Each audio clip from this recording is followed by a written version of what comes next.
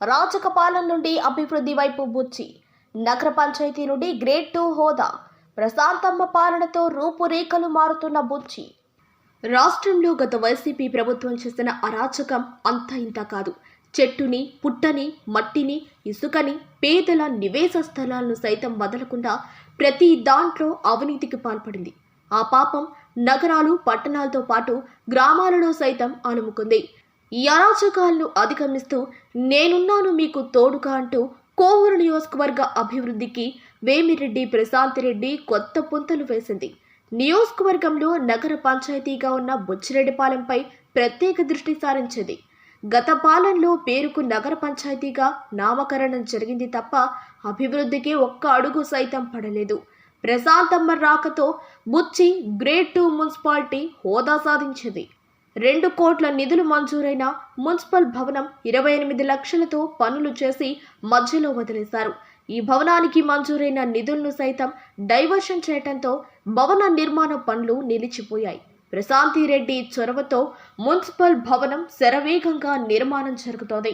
కాగితాలకి పరిమితమైన ఏళ్ల నాటి ఫైర్ స్టేషన్ కలను నెరవేరుస్తూ 2.25 లక్షలతో నిర్మాణానికి పురుడు పోసుకుంది.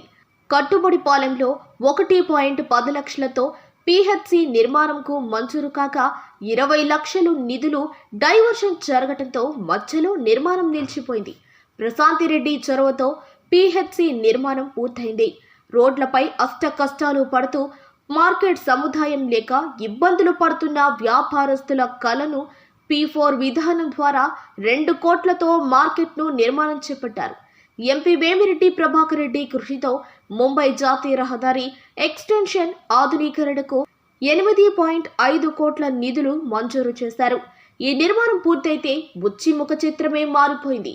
నగర పంచాయతీ పరిధిలో సమస్యలు అధిగమించేందుకు 200కు పైగా నూతన విద్యుత్ స్తంభాలు, లో వోల్టేజ్ సమస్య ఉన్న శాంతినగర్, కాజానగర్ ప్రాంతాలలో విద్యుత్తు నియంత్రికలు, కాజానగర్లోని గుడిపల్లి కాలువపై బ్రిడ్జి నిర్మాణం, రక్షణగా కంచె ఏర్పాటు వంటి అభివృద్ధి పనులతో పాటు ముంబై జాతీయ రహదారి ఇరువైపులా ఏళ్ల తరబడి పూడికతో నిండిన సైడ్ కాలువల్లో పూడిక తీతలు వంటి పనులతో పాటు 18 నెలల్లో బుచ్చిరెడ్డిపాలెంకు నుడా గ్రాంట్లో ₹1 కోటి, ఎల్ఎస్ఆర్ గ్రాంట్లో ₹1 కోటి, 15 ఫైనాన్స్ లో 142.77 లక్షలు, ఎంపీ గ్రాంట్స్ నుండి 58.45 లక్షలు, ఎస్సీ సబ్ ప్లాన్ నుండి 1.25 లక్షలు, యూపీహెచ్సి నుండి 35 లక్షలు, జనరల్ ఫండ్స్ నుండి 78.45 లక్షలు, మున్సిపల్ భవనంకు 55 లక్షలు, మొత్తం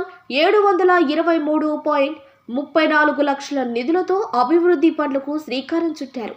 వీటితో పాటు మున్సిపాలిటీకి ఆదాయ వనరులైన ట్యాక్సుల వసూల్లో సైతం పురోగతిని సాధించి ఇప్పటికే 1.80 లక్షలు వసూలు చేశారు.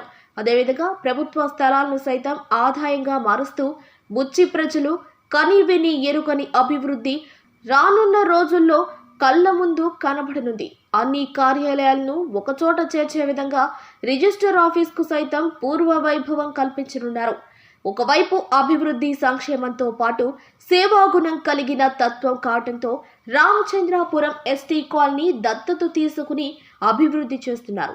18 నెలలకే ఇంత అభివృద్ధి సాధ్యమేనా అనేలా పాలన చేస్తున్న ప్రశాంతిరెడ్డికి బుచ్చి ప్రజల మనసులో సుస్థిర స్థానం ఏర్పడింది అనటంలో సందేహం లేదు.